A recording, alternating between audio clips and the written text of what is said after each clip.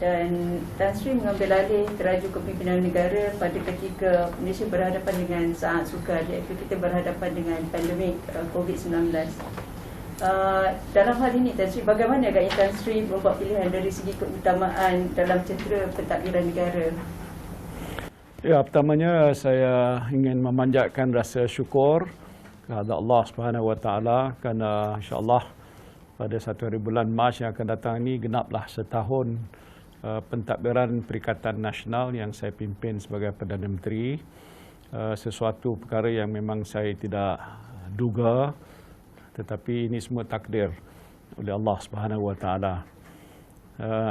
Oleh sebab itu, waktu mana saya mula-mula memegang jawatan sebagai Perdana Menteri, kita tahu waktu itu kita berhadapan dengan satu situasi yang agak luar biasa, iaitu masalah pandemik COVID-19 yang melanda seluruh dunia.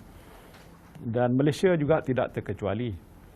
Jadi saya duduk di kursi Perdana Menteri, tugas pertama saya pastinya tidak lain tidak bukan nak memikirkan apa yang harus saya lakukan sebagai ketua kerajaan supaya nyawa rakyat Malaysia ini dapat terpelihara dalam keadaan ancaman wabak COVID yang amat berbahaya. Jadi tiap-tiap kali waktu dan masa yang saya ada bersama-sama rakan-rakan dalam kerajaan memikirkan soal pokok, iaitu soal isu life and livelihood, soal nyawa dan kehidupan. Itu pokok yang pertama sekali. Iaitu sebab itu kita ambil tindakan cepat yang luar biasa. Macam kita mengenakan PKP. Siapa boleh duga kita kenakan PKP. Tetapi disebabkan oleh rakyat sedar tentang bahaya yang melanda negara dan dunia ini, rakyat menerima baik, saya kira. Walaupun dalam keadaan yang tidak berapa faham apa PKP itu. Ya. Pasal saya menyatakan kalau kita tidak dapat nak menguruskan masalah COVID, kesan kepada negara cukup besar. Terutamanya soal ekonomi. Jadi ramai orang terjejas, tidak ada pengecualian sekalipun. Kita di sini dan juga di luar sana, rakyat biasa, orang yang berada, ataupun peniaga, ataupun yang jual warung, tidak terkecuali. Jadi sebab itu yang jadi perhatian utama saya ialah bagaimana kita nak menguruskan masalah COVID. Kita bentuk jawatan kuasa di bawah Majlis Keselamatan Negara, MKN COVID, yang bersidang hampir tiap pagi. Di belakang saya ni ada ni, skrin ni. Yang mana kalau tidak di rumah, waktu PKP dulu, ada juga waktu saya terkena kuarantin, sinilah saya bersidang. Ataupun di Jebat. Dan kadang-kadang buat video conferencing dan sebagainya. Jadi itu satu perkara yang paling utama, iaitu agenda kita untuk menguruskan masalah COVID dan menguruskan masalah rakyat yang terkena, terlibat dengan masalah kesan ekonomi yang buruk itu. Tetapi dalam keadaan yang sama, alhamdulillah, pentadbiran kerajaan saya lihat berjalan seperti biasa. Penjawat awam, saya kena nyatakan sini rasa bangga kerana mereka committed. Kerana mereka tahu apa yang dihadapi oleh negara. Dan di samping itu juga kita nak melihat supaya keselamatan negara kita kekal. Jangan diancam, bukan oleh wabak ataupun oleh pandemik, tetapi ancaman-ancaman dari dalam atau luar negara. So the country is safe. Dan saya lihat juga perpaduan antara rakyat juga tidak terjejas disebabkan oleh masalah-masalah yang kita hadapi itu. Itu bagi saya perhatian yang utama yang saya berikan di peringkat awal lagi waktu saya mengambil teraju negara ini. Tindakan luar biasa itu juga telah beberapa kali kita ubah juga, because ada PKP, PKD, PKD. But now it's already almost 1 year. Apakah harapan Tan Sri dan kerajaan sebenarnya untuk pandemik COVID-19 ni dapat kita tangani dengan ketibaan vaksin juga, Tan Sri? Ya, itu tidak dapat kita nafikan. Daripada awal sampai ke sekarang ni hampir sudah setahun. Jadi dalam tempoh setahun, walaupun kita tidak bermula dengan pengalaman, pasal tidak ada sejarah keadaan sebegini, tapi setahun mengajar kita, kerajaan dan rakyat, tentang apa yang harus kita lakukan untuk nak menangani masalah COVID ini. Dan alhamdulillah, walaupun kita kenakan SOP, masih lagi kita gunakan SOP, kita kenakan kawalan-kawalan seperti PKP, PKPB, PKPD, PKPP, dah banyak PKP dah. Ya. Tetapi alhamdulillah dengan sebab langkah-langkah sebegitu, kita dapat mengawal. Kalau kita bandingkan dengan negara-negara lain, saya ambil contoh UK, populasinya hampir 2 kali ganda Malaysia. Tapi kes di UK sehari 40,000. Kes di Malaysia sehari, habis-habis tinggi katalah hari itu, berapa? 5,000. Atau yang biasanya 1,000, 2,000, 3,000, itu saja. Ya, kes kematian. Malaysia yang paling rendah banding dengan di UK ataupun negara-negara lain. Di sana hampir berapa puluh ribu yang sudah pun meninggal. Di sini hampir hanya berapa ribu saja. Jadi sebab itu bagi saya itu yang paling utama. Dan alhamdulillah sekarang ini selepas tempoh hampir setahun dalam keadaan yang agak berubah-ubah, ada 2 perkara yang penting yang saya nak tegaskan dalam pengurusan masalah COVID ekonomi ini. Pertamanya, kita sudah mengumpul banyak data. Ya, maknanya apa dia? Angka-angka yang kita pungut ni. Kes tu di mana tempatnya, ada kluster dalam masyarakat. Kita dah tahu, tiap-tiap hari dilaporkan. Pasal kita mengamalkan sikap yang agak terbuka, transparent, telus.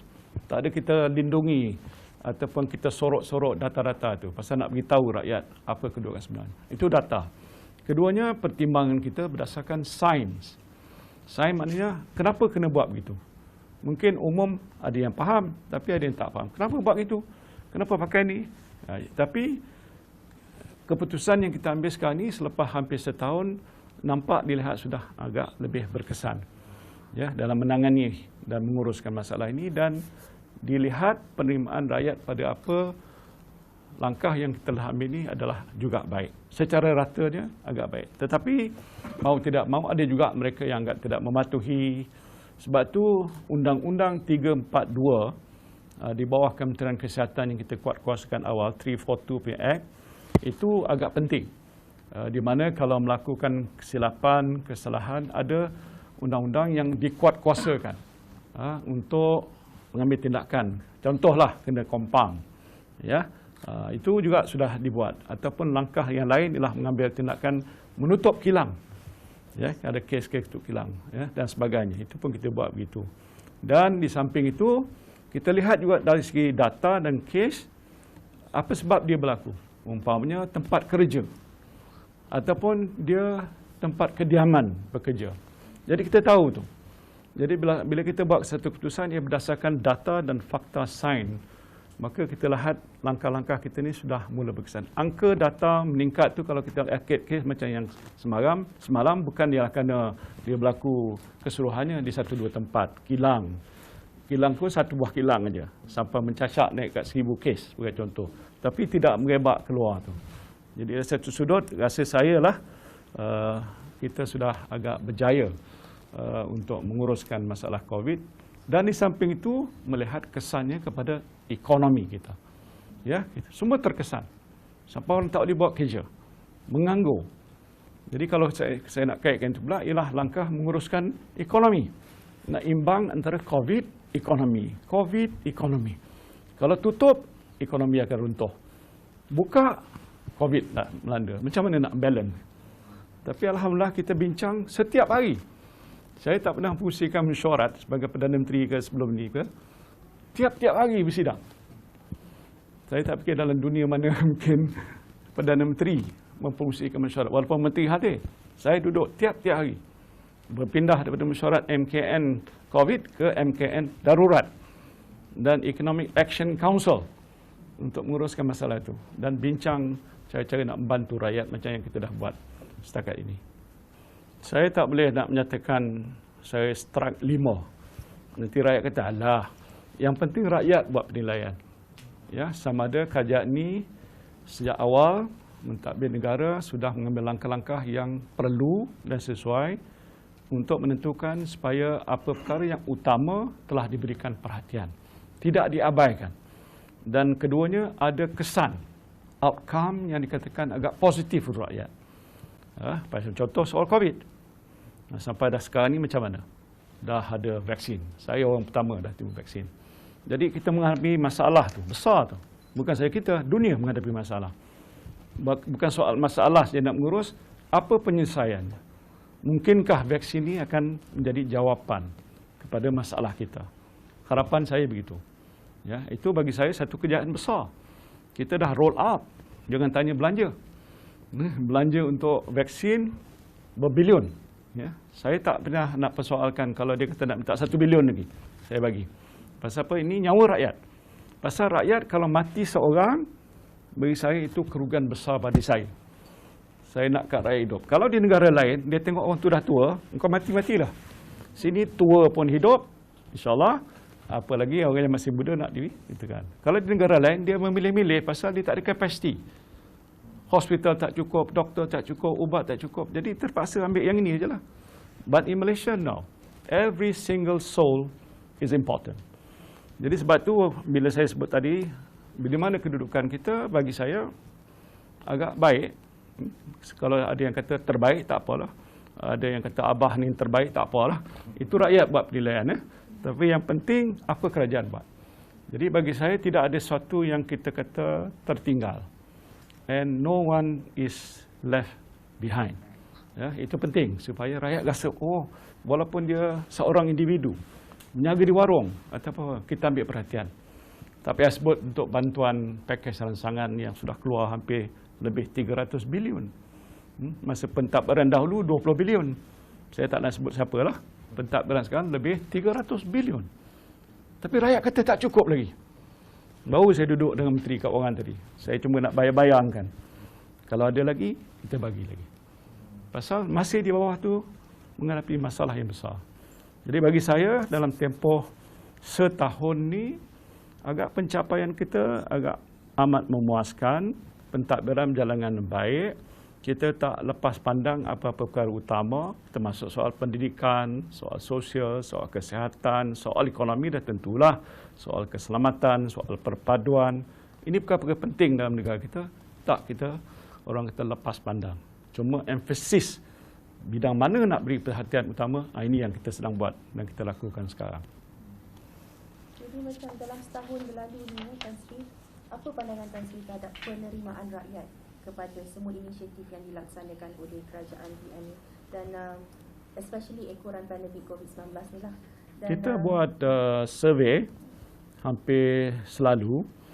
Kita menganalisa juga analytics ya, yang dibuat oleh pegawai-pegawai saya tentang apa reaksi rakyat pada setiap perkara yang berlaku ni. Saya fikir umumnya mereka berpuas hati. Ya. Umpamanya dalam soal pengurusan COVID, itu satu perkara. Ya, tetapi adalah ketika bila COVID melonjak sikit, dia rasa tak suka. You tahulah dalam media. COVID turun aja, okey suka. Tapi saya fikir kalau ambil tempoh sepanjang sampai ke hadapan tahun ni dan sebagainya, mungkin saya rasa rakyat akan rasa lebih selesa, agak rasa lebih selamat. Itu penting bagi saya. Keduanya, kehidupan mereka. Adakah mereka ada makanan di atas meja? Food on the table. I think that's important. Jangan duduk sebagai rakyat Malaysia, kebulo tak makan. Itu saya rasa kalau berlaku, saya gagal.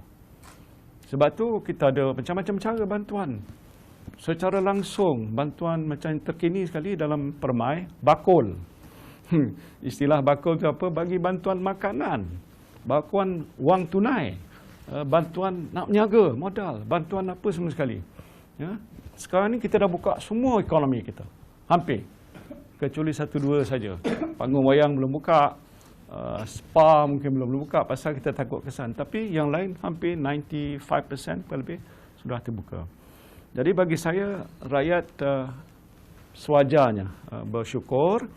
Bukan kerana kerajaan bertindak sebegini, tapi ini adalah usaha kita bersama-sama.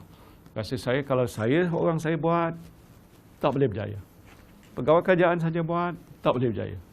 Tapi dengan gandingan kerjasama kerajaan, rakyat, pegawai dan semua pihak, kita boleh berjaya. Pasal ini ialah apa yang dipanggil the whole of society approach. It's not just the whole of government. Whole of society mana semua pihak mesti berganding bahu untuk menangani masalah yang kita hadapi. Dan saya berpendapat daripada survey yang kita dah buat berkali-kali, umumnya rakyat berpuas hati dengan apa yang langkah kerajaan sedang ambil. Saya sendiri sebagai Perdana Menteri, saya fikir mereka memahami dalam keadaan susah, tapi kita cuba buat apa yang terbaik untuk mereka. Itu yang saya fikir. Kita mesti cakap pasal no one left behind tu kan. Dalam tempoh tahun macam-macam kerajaan dah buat, macam-macam bantuan.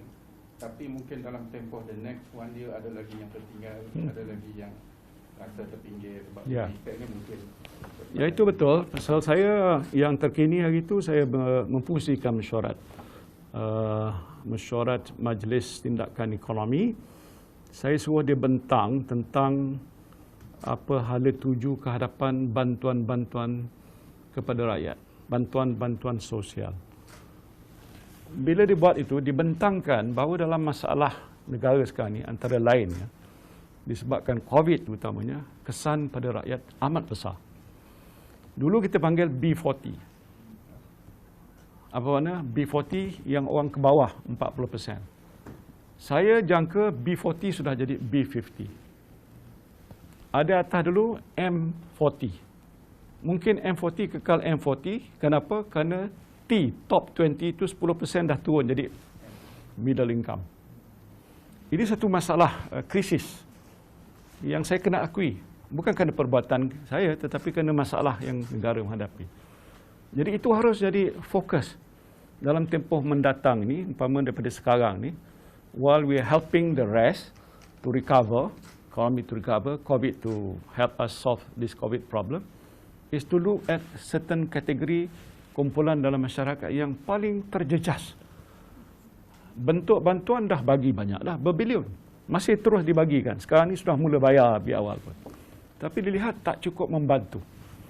Jadi strategi yang saya ambil sekarang ialah melihat pada soal ni, bagaimana nak menangani masalah kemiskinan. Dia ada dua kategori. Kemiskinan bandar, kemiskinan luar bandar. Pada zaman dahulu, kemiskinan luar bandar lebih ketara. Pasal orang di bandar dapat duit lebih. Sekarang ni kemiskinan di bandar lebih berat kesannya daripada kemiskinan luar bandar. Ya, pasal dia tak dapat menampung sara hidup. Hampir 52% daripada keseluruhan kemiskinan berlaku di bandar. Kerana sebahagian mereka itu terlepas pandang kerana sistem data kita tak kemas. Orang miskin tak dimasuk dalam rekod. Lepas ketiganya, kadang-kadang orang tu dah dapat bantuan sekali, dapat 2, dapat 3, ada yang tak dapat, tak dapat. Ini saya dapati dalam sistem yang perlu kita perkemaskan. Jadi itu satu daripada perkara yang saya fikir itu. Tapi umum yang lain, how to make economy recover while COVID sedang diuruskan tadi. Macam sekarang ni saya lihat sektor pelancongan hampir tak boleh bergerak. Kenapa? Sekatan. Rentas negeri sebagai contoh. Ada sekali kita buka dulu, rentas negeri, sekali naik atas lebuh raya penuh orang pergi. Langkawi ke mana, saya pun dah seronok. Sekali lepas tu mencacak balik. Kita tutup. Sekarang masih tutup. Rentas daerah boleh, rentas negeri tak boleh. Menteri Datuk Nancy jumpa saya, Tan Sri tolong buka. Memang saya punya hati kata nak buka. Tapi KKM kata nanti dulu. Jadi kita nak tengok macam mana tu. Pasal ini sektor yang paling teruk. Kalau ikut unjurannya, mungkin dia akan mengambil masa 2 ke 3 ke 4 tahun baru dapat pulih. Hotelnya dah tutup. Sebab tu saya beritahu Datuk Ismail, dia dah umum balik semula, hotel tak pernah tutup, buka lah. Kalau orang nak datang, duduk apa, nak makan apa, kita benarkan. Restoran dulu 2 orang boleh makan. Pasal apa? Tak boleh bertahan lama sangat sampai seluruh ekonomi kita akan jadi begitu lemah. Jadi itu, kalau sudah tanya tadi, apa keharapan? Ini sebahagian. Lain daripada itu, kita nak menarik pelaburan. Dalam kajian yang kita buat, apa yang orang rakyat bimbang? Ialah sama ada mereka bangun pagi, dia ada kerja lagi tidak. Macam you semua ni. Saya tak tahu lagi, saya pun begitu juga. Kata bangun pagi ada lagi tak saya jadi Perdana Menteri. Ya. Tapi yang rakyat kata, will I have still work? Pasal besok kalau dia datang ke pejabat, majikan kata, I'm so sorry, you have to go. Why? Kita sudah rugi. Betul juga, bukan? Media Prima. Tapi Media Prima untung kan? Ataupun betul. Contoh, macam mana? Jadi saya kena ambil kira ni. Bukan saja isu yang makro, soal negara, pembangunan, pertumbuhan. Pertumbuhan yang sebutlah KDNK kita mengoncob, Kita harap ni akan meningkat naik. Jadi macam mana cara nak buat tu? Mesti ada pelaburan masuk. Memang semua negara ni kita ada hubungan. Ada bilateral. Ada perjanjian. Baik perdagangan, pelaburan, pendidikan, kerjasama dan segala defense. Saya pun pernah terlibat dalam macam-macam bidang-bidang. Saya tahu. Jadi sebabkan masalah COVID agak dia terjejas sedikit. Tapi tidak bermakna bahawa kita tidak memberikan perhatian soal itu. Dan macam dalam ASEAN, saya mencadangkan dulu. Dan diterima oleh pemimpin negara ASEAN supaya kita melihat bagaimana nak membantu negara ASEAN mengatasi masalah COVID. Mungkin perlu ada satu langkah-langkah yang agak jelas ke hadapan untuk membantu post-pandemic COVID selepas itu. Macam mana cepat nak pulihkan? Itu satu dari contoh yang kita buat. Dan bagi saya ini kita akan teruskan. Alhamdulillah macam di sidang APEC, hari itu kita berjaya menguruskan. Saya berinteraksi secara maya dengan semua pemimpin dunia. Negara ASEAN pun begitu juga. Jadi, dan saya lebih seronok kalau dapat hubungan peribadi dengan cara lawatan fizikal. Jadi sambil makan, ada cerita, tapi tak boleh. Tapi insyaAllah bila kita dah selesai, sebab tu roll out vaksin ni penting. Bukan saya yang nak pergi orang kata keluar negara. Kita punya peniaga, kita nak pergi keluar negara. Tapi bila dah ada vaksin, kita rasa lebih selamat. Mungkin ini akan membuka sempadan kita dan hubungan kita dengan lain-lain negara pun lebih akrab lagi insyaAllah. Tan Sri, on world issues dengan ASEAN dengan foreign relations, because of the pandemic and the unprecedented challenges it has brought to us, some of your stance and the government's position in certain world issues have been sort of overlooked. Will there be more focus on that in this area? Yes, not that it is being overlooked, because of the circumstances and the situation. But our foreign ministry, which is the key body that orang kata initiate soal-soal hubungan negara dengan negara lain tu berjalan macam biasa. Menteri pun berhubung secara maya, bertelefon dan sebagainya. Saya dapat laporan berkala-kala. Kalau ada isu-isu tertentu, Malaysia tak terkecuali. Isu Myanmar sekarang, kita bicarakan soal itu. Ataupun isu soal yang berlaku di Timur Tengah, kita tahu apa berlaku. Dan kita dah ada pendirian negara kita tentang isu-isu tertentu sejak dulu, and consistently. Walaupun ini pentadbiran baru, kalau dasar itu adalah dasar yang baik untuk negara, saya kekalkan. Tak diubah. Tapi penting nak kita tingkatkan. Macam satu daripada perkara yang saya nak beri perhatian selain ASEAN, ini antara dasar utama kita, ialah hubungan kita dengan negara-negara Islam. Ya. Pasal orang iktiraf Malaysia sebagai negara Islam terkemuka. Banyak dulu hubungan kita dengan Islam itu bukan pasal dengan Islam saja, tapi ada faedah pada yang lain juga. Jadi yang ini bagi saya ada ruang besar. Kerana Malaysia sudah tercatat sebagai negeri Islam yang agak maju dalam pelbagai bidang, masuk teknologi dan sebagainya. Kita mahu supaya pengalaman kita ini dapat dikongsi bersama. Atau pembangunan ekonomi, perdagangan, pelaburan, pendidikan. Yang ini saya lihat dalam tempoh beberapa tahun ke belakang, bukan masa waktu pentadbiran saya, agak tidak diberikan tekanan. Itu. Jadi bagi saya itu perlu kita lihat semula supaya kita boleh tingkatkan lagi. Ataupun negara-negara selatan, South. Ya, orang biasa tinggalkan negara miskin, biarlah. Dan antara negara itu, negara Islam juga. Itu penting. Dengan negara China, is our largest trading partner. Ini tak boleh main-main. Kalau kita tak ada hubungan akrab dengan mereka dalam bentuk apa, ini merugikan Malaysia. Sebab itu saya punya cadangan nak mengelawat. Sana berjumpa dengan Presiden Xi Jinping, bincang banyak agenda yang telah pun diputuskan yang lalu, dan nak lihat bagaimana China dan Malaysia boleh bekerjasama. Mereka sudah ada di sini pun, ya, terlibat dalam segi infrastruktur, baik dalam segi sistem pengangkutan, dan saya dengar ramai lagi yang berminat untuk datang melabur di Malaysia. Pasal mereka mempunyai sumber dana yang cukup besar, $trillion worth. Jadi itu satu daripada perkara. Kerana saya melihat dasar luar negara ini bukan soal mewujudkan keamanan, perdamaian dunia itu penting. Tetapi hasil hubungan itu mesti memberikan faedah bersama-sama. Lebih kepada Malaysia. Umpama kalau kita tengok data angka trade kita defisit. Katakan mereka lebih banyak berdagang dengan kita, berdagang dengan mereka. Itu satu kata. Kita kena tengok nak betulkan balik. Ataupun ketidakseimbangan dari segi data berkaitan dengan pelaburan, investment. Kenapa orang tak datang melabur di sini sedangkan mereka kita pergi melabur tempat lain. Itu kita kena tengok.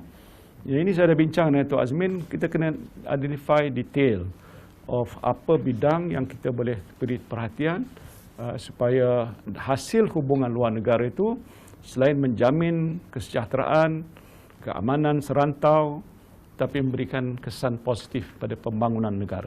That is important. Oh ya, saya nak balik ke kawasan saya gitu. Kawasan saya lah di Pagoh, di Muar. Pegawai saya kata boleh balik tapi Tan Sri nak pergi mana? Saya nak jumpa PKP Tan Sri. Oh ya juga. Jadi takkan saya nak jumpa rakyat pakai maya je. Rakyat kita maya pun pandai juga, tapi kesan tu agak tak sebegitu. Pasal we have to see them yang sudah kita lakukan semua. Jadi sebab tu kita beri perhatian pada nak cari jalan cepat supaya COVID ni dapat kita atasi. Selepas ini mungkin seluruh negara dah ada PKPP dan lepas tu tak ada lagi PKP. Tapi kita kena amalkan SOP ni sehingga diberitahu oleh pakar-pakar epidemiologis dan KKM mengatakan the country now is clear of COVID. We can do things as we normally do. Nak bersalam boleh, berpeluk-peluk boleh, sebagai contoh je lah. Ataupun macam biasa, itu yang kita harapkan. So sebab itu plan yang sedang kita ambil sekarang ni agak amat penting sekali. Jadi kalau dah begitu, mesyuarat mudah kita itu. Sekarang ni nak mesyuarat kabinet, saya diberi nasihat tak selamat pakai Zoom. Dia kata ada kebocoran. Ya. Ataupun nak menggunakan teknologi yang biasa tu. Jadi kita terpaksa hadir dalam mesyuarat secara fizikal, tetapi pindah bilik asal kabinet kepada bilik yang baru yang lebih besar supaya ada social distancing contoh. Yang ini saya tidak nak lihat dia berlaku forever kan. So once things are okay, bukan saya saja, rakyat biasa pun nak itu balik kepada kehidupan biasa, hidup seperti biasa, boleh makan, boleh menjalankan perniagaan, boleh bersukan, beriadah. What we have done before for years that we are here, we want to do like that. But ini tak boleh sehingga kita dah dapat mengatasi masalah besar negara kita. Tan Sri, thanks to the PN government for rolling out the bulan program imunisasi COVID-19. I mean, rakyat pastinya suka dalam tindakan positif kerajaan ini. Ramai yang menunjukkan keyakinan terhadap vaksin yang kita terima. Apakah harapan Tan Sri terhadap kejayaan program ini? Memang saya cukup mengharapkan agar kalau boleh semua yang patut diberikan suntikan dapat menerima suntikan. Saya dah maklumkan sejak semalam dan before that pun kata tolonglah sampai ke depan, jangan bimbang, jangan ragu, jangan takut, daftar dalam MySejahtera supaya semua rakyat kita. Itu kerajaan dah buat keputusan. Boleh diberikan bantuan suntikan COVID secara percuma. Lepas tu kita bagi juga kepada yang bukan warga negara yang ada di dalam negara kita juga diberikan percuma. Pasal apa? Kalau rakyat Malaysia saja dapat percuma, disuntik, dia tak suntik, dia duduk bekerja kat sini, besok dia ada masalah, kita yang jangkit. So now that is the decision. Jadi harapan saya sekarang ni semua pihak mesti terlibat bersama-sama bantu supaya kempen vaksinasi ini berhasil. Sasaran kita 80% daripada orang yang patut rakyat Malaysia. Itu hampir 100% pada yang patut diberikan vaksin.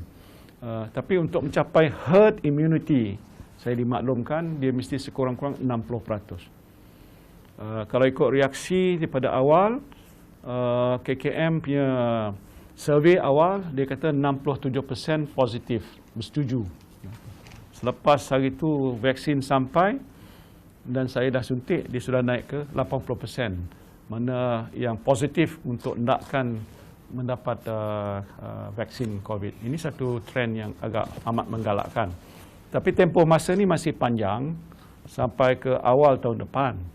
Tapi kalau semuanya ikut jadual dan vaksin yang kita beli ni sampai ikut time tertentu, jadi makin ramai rakyat akan dapat suntikan tu, maka lebih baik bagi kita. So sebab itu bagi saya rencana roll out ni cukup mustahak. This is the biggest ever rolling out of vaccine campaign at any time in the country. and involving everybody without exception. So jadi boleh fikirlah macam mana dia punya task. Jadi saya nak nyatakan ucap terima kasih kepada menteri-menteri yang ada terlibat, KJ, Dr. Adham, KKM, DG dan sebagainya, semuanya. Dan logistik yang melibatkan hampir banyak pihak untuk membantu menggerakkan usaha kita. 600 pusat, 500 tempat pengedaran vaksin. Ini kerja besar. Tapi setakat sekarang ni nampak agak baik. Ya, kita akui memang ada sedikit masalah sebegitu, kerana dalam mana-mana masyarakat pun pasti ada kumpulan yang tak bersetuju. Tapi harapan saya yang tidak bersetuju itu taklah besar sangat dan terpengaruh dengan anti-vaxxers punya kempen, macam-macam perkara yang dihebahkan yang mungkin menimbulkan ketakutan, kebimbangan, akan mati dan macam-macam cerita lah. Untuk nak mengalih pandangan rakyat supaya jangan mereka keluar untuk mendapatkan suntikan ini. Tapi yang penting adalah kesediaan rakyat itu sendiri. Apa yang kerajaan bantu buat sekarang ini untuk menolong mereka. Ini jangan tolak rezeki. Kalau dalam bahasa Melayu, tolak rezeki mana tak ada faedah pada dia. Ya, macam saya rasa lebih confident. Nak tunggu satu lagi confident. Yang belum suntik, macam mana rasa?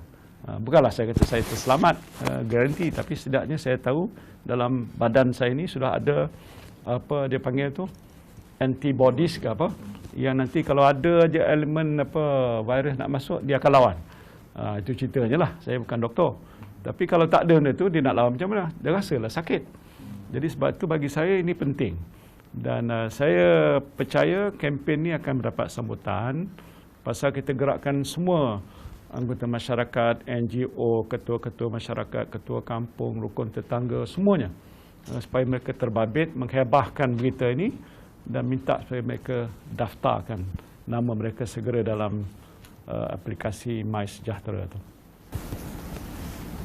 You don't have any fear about not achieving herd immunity because Well, we will monitor, as you know, we will monitor from time to time, as we are doing now.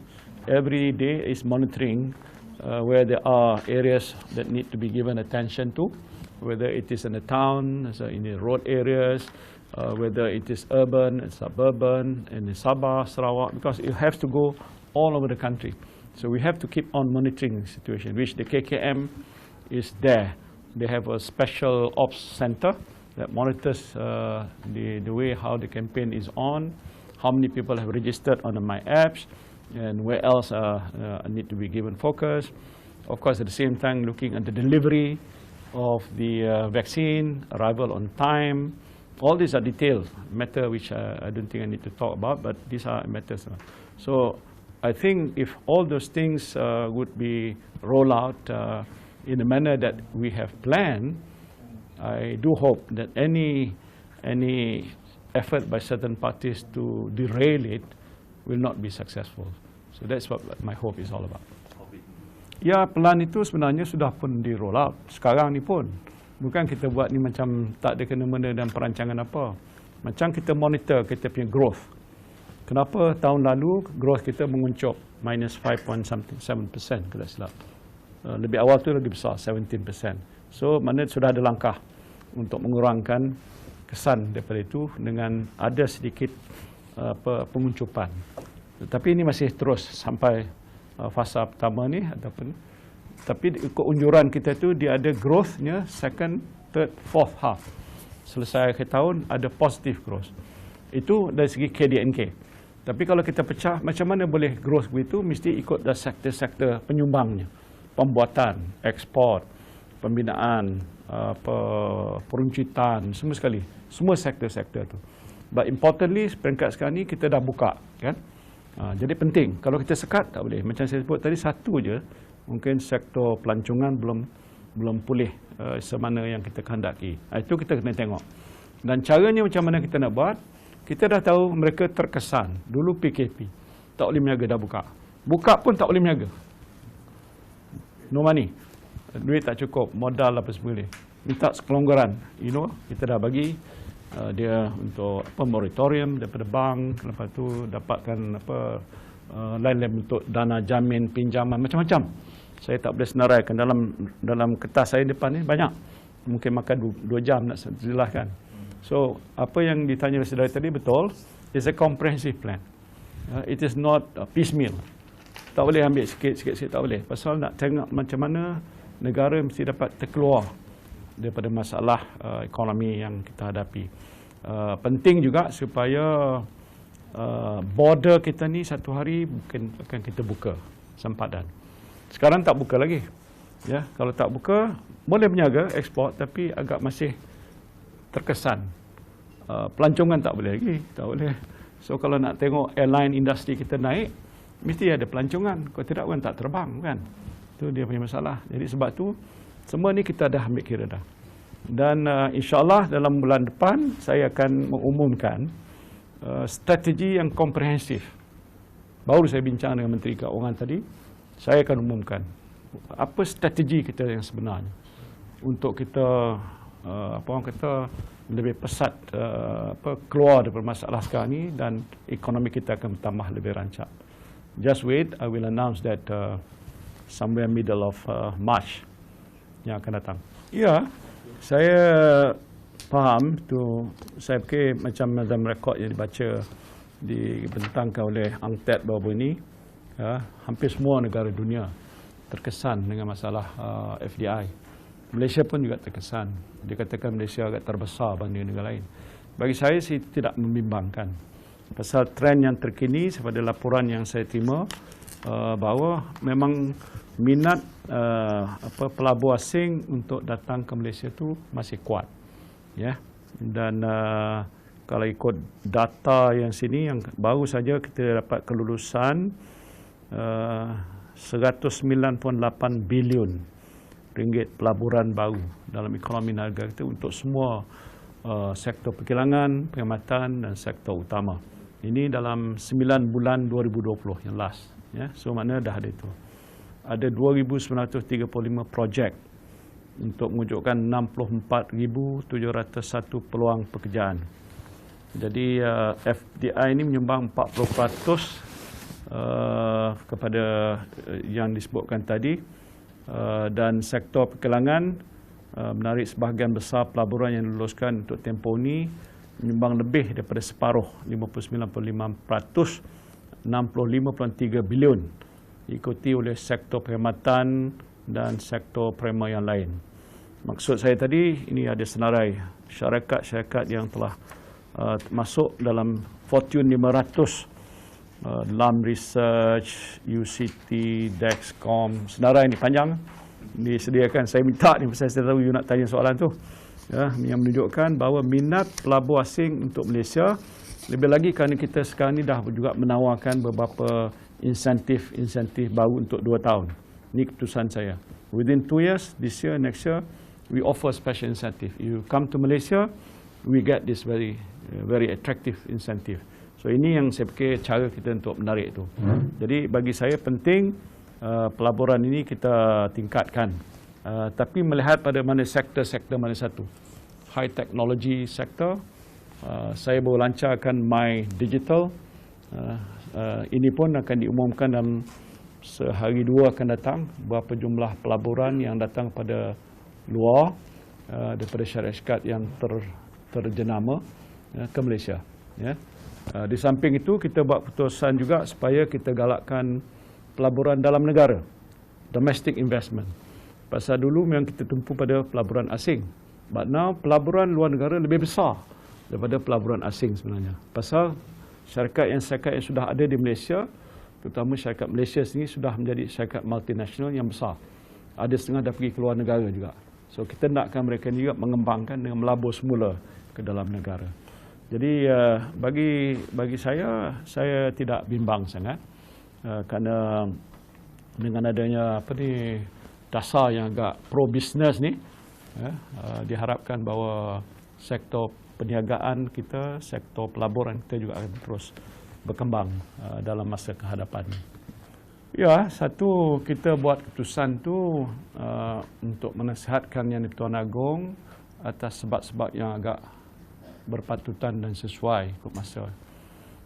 Kalau ingat waktu pertama kita buat keputusan, kita menyerah pada Yang di Tuan Agong baginda tak berkenan. Tapi yang kedua ni baginda berkenan. Kenapa? Kerana situasi COVID yang ikut membimbangkan kita. Sekarang pun masih membimbangkan kita.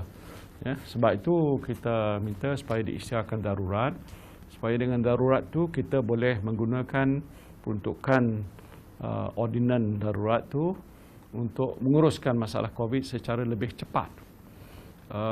Kerana dengan ada ordinan darurat tu, pihak kerajaan boleh mencadangkan pindaan-pindaan kepada beberapa akta ataupun perkara-perkara baru nak buat dalam bentuk ordinan, dibawa pada kabinet, lepas tu bawa pada Agong berkenan, besok diwartakan, boleh jalan.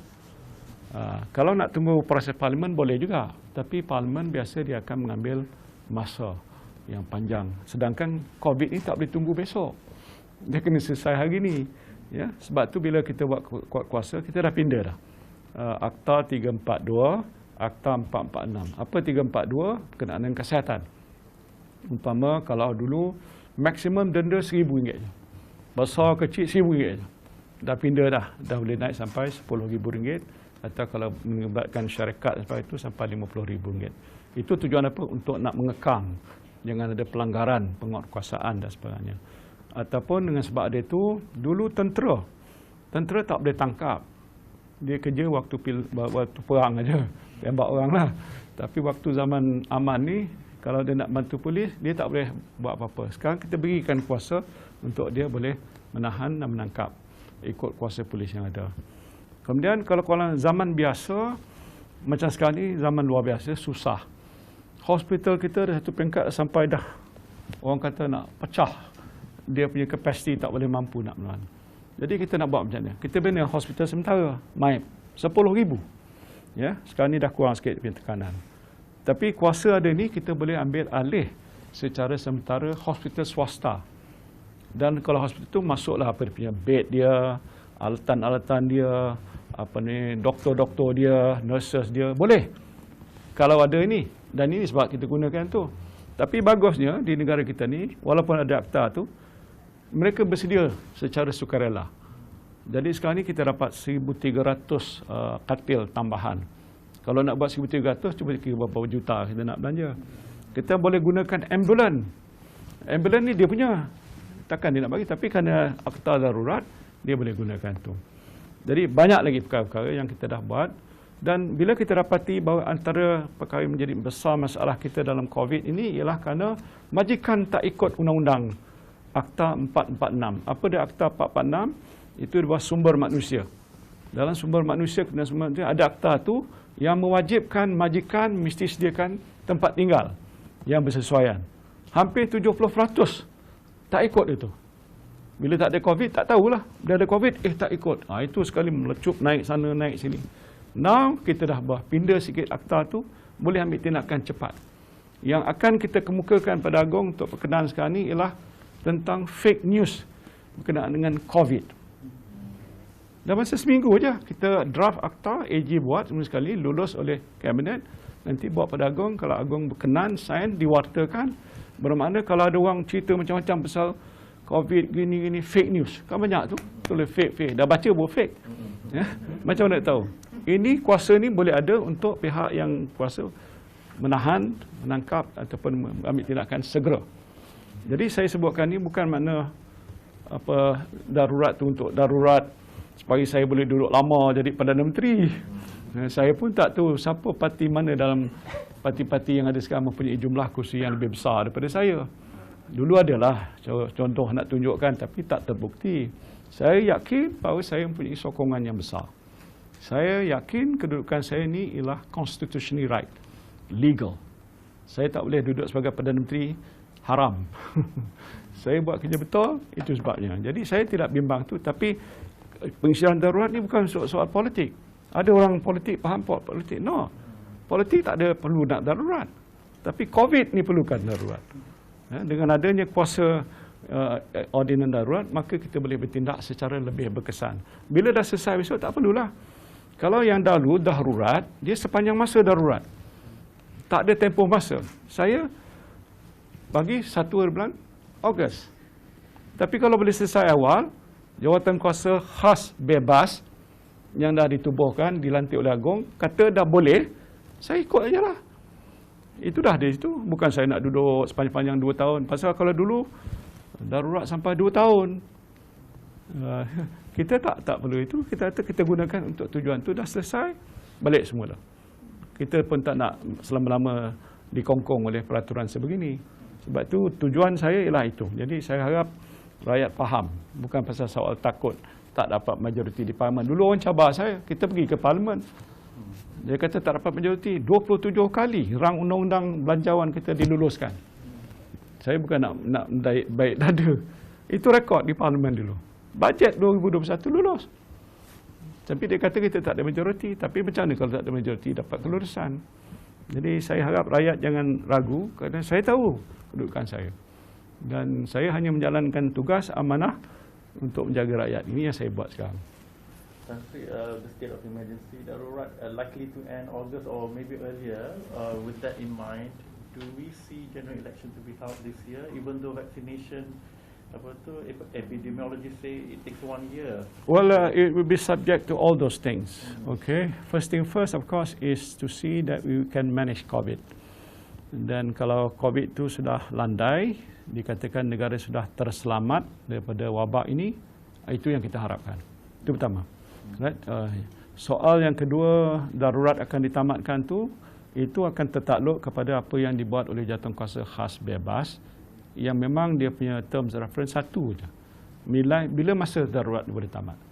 Jadi kalau dia dapat maklumat daripada pihak kesihatan, apa semua sekali, semua dah okey, kat luar tak ada orang yang bangkit, dah hampir sebahagian besar agak dah kena suntik, ataupun kalaupun tak semua suntik, dia dah turun ke satu pada katalah 2 digit. Ya, lepas tu laporan expert epidemiologis kata ini Malaysia dah okey, clear, tengok seminggu okey, 2 minggu okey, tak ada lagi, baru dah sampai dah okey, saya okey. Jadi bukan sebenarnya kerajaan yang akan putuskan, jawatan kuasa itu yang akan menasihat agung, that now that is over, we can end the darurat back to normal. And then soal ketiga tadi, bila pilihan raya? Kalau ikut perlembagaan, bila mana kerajaan yang mentadbir negara sekarang, the government of the day, berpendapat nak adakan pilihan raya, maka Perdana Menteri lah akan menghadap pada Agong untuk minta supaya parlimen dibubarkan. Ya, itu cara dalam perlembagaan. Ya, jadi bila dah ada nasihat, maka Agong nanti perkenan, maka barulah parlimen dibubarkan. The question is when? You boleh jawab. Jadi bila sampai masa yang sesuai, sebab tu first thing first, let's settle this COVID first. Pasal dulu apa berlaku di Sabah, kita tak kisah. Oh, pasal undang-undang kita mesti ada pilihan raya, kita buat, maka sampai hari ni tak settle lagi. Lepas tu ada by-election pula di sana kan, masih belum lagi buat, iaitu di Bugaya, lepas tu di Batu Sapi, lepas satu lagi di Greek. Pasal takut COVID, kata gantung, tak boleh pilihan raya. Itu cerita dia. Jadi yang pertama, kita settle this first. So once this is done with, saya tidak nak tunggu sehari pun. Dah selesai, okey baliklah. Apa nak buat apa-apa? Bukan kita bimbang apa-apa pun. Yang itu paling mustahak. And then you led the country of, you've been leading the country of 30 people at the time when it's the most challenging period that no other prime ministers have ever experienced. For you personally, what drove you to take this challenge, and how you managed to sustain the energy and the drive? It's all by the grace of God. Semuanya kerana kuasa Allah. Ya, saya pun tak pernah bermimpi, tapi bila dah dilantik, saya tahu ini adalah suatu amanah. It is a big responsibility. The most important post in the nation I hold now. Jadi saya sedar tu. Jadi bila saya amanah, saya sebagai seorang Islam, saya tahu saya tak boleh abaikan ni. Pasal nanti saya akan ditanya di akhirat nanti, apa yang kamu buat kepada rakyat kamu bila kamu menjadi Perdana Menteri. Macam mana nak jawab? So now I want to say that I'm doing what I think is best for the nation. Pasal saya tahu saya ada amanah. Amanah rakyat bagi pada saya ni, walaupun saya tidak dipilih dalam pilihan raya macam biasa, orang dapat mandat, tetapi kerana krisis yang telah berlaku, saya dilantik. Jadi bagi saya yang menjadi pendorong pada saya ini, it is the sense of responsibility dan amanah yang mesti saya tunaikan. Dan I cannot, as you know, abaikan ataupun shirk your responsibility ataupun merehat di rumah seronok jadi Perdana Menteri. No, I can tell you from day one I'm here as a Prime Minister, nothing else but in thinking what can be done to save this country. Jadi sebab itu motivationnya bukan kenapa, pasal ini mesti kita buat. You can't fail. Kalau saya gagal, negara gagal. Kalau negara gagal, rakyat akan menderita. Bukan? Jadi sebab itu it's a very heavy thing. Some people might envy to be a prime minister because tapi saya tak rasa bersyukur, tapi kata Masya Allah, ini beban amanah. Setiap kali saya diuji, saya lalui. Berdoa selalu, permudahkan urusan saya. Tiap-tiap kali semayang, mohon pada Tuhan. Pasal saya yakin, saya berpegang pada itu. Kerana segala-galanya, kalau Allah izinkan, ya, insyaAllah kita akan berjaya. That is my strong conviction in my religion, in Islam, dan ini yang saya sedang lakukan sekarang. Akhir sekali, Tan Sri, apa harapan Tan Sri untuk Malaysia dan juga rakyat? Harapan saya bahawa Malaysia akan kembali seperti dulu, malahan lebih daripada itu, menjadi sebuah negara yang cemerlang, yang gemilang, yang mencatatkan pembangunan kemajuan yang lebih hebat. Sebab itu saya roll out my digital plan. Saya roll out macam-macam program lain. Kerana bagi saya, kalau kita dah dapat atasi masalah ini, maka kita dah selesai satu bab, kita kena lihat ke depan. What is important is where Malaysia would be dalam tempoh 10-20 tahun ke depan. Kalau banding negara lain, sepatutnya kita sudah ke depan. Tapi malangnya Malaysia masih di belakang. Ini saya akui. Saya tidak menerima pasal itu kesalahan kita, tapi itu keadaan kita. Kita lihat macam contoh lagi negara China, macam mana Jepun, Korea. Satu ketika dulu Korea datang ke sini belajar Malaysia macam mana nak maju. Mereka sudah ke depan, kita masih ke belakang. Pendapatan per kapita kita, kalau banding dengan negara lain, masih kecil kalau banding dengan negara lain. Kenapa begitu? Sekarang masalah kemiskinan kita masih ada. Jadi bagi saya, these are big challenge. Ini bukan kerja main-main. Ya, sebab tu I'm committed that if you give me this job, I will do it to the very best. And you can see my record, bukan saya nak membangga diri, di mana saya dicampak, baik di kementerian mana, I do my very best. I want to leave a legacy, not for my own self, but for the country, that during my tenure, I don't know, I could be the shortest ever the Prime Minister. It doesn't matter that I've done what I think is best for the country. Jadi sebab itu bagi saya yang penting, let's all get together. Mesti kerjasama, rakyat, semangat, kekuatan, perpaduan itu penting, dan komitmen yang agak bersungguh-sungguh, total. Dan saya yakin kita boleh berjaya.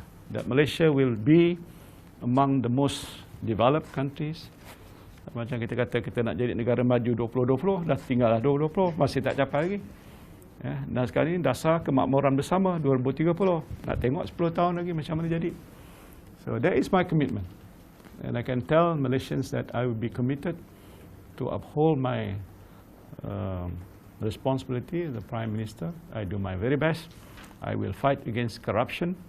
I will not interfere in any process of the judiciary or the court. I will do what is best for the country, inshallah.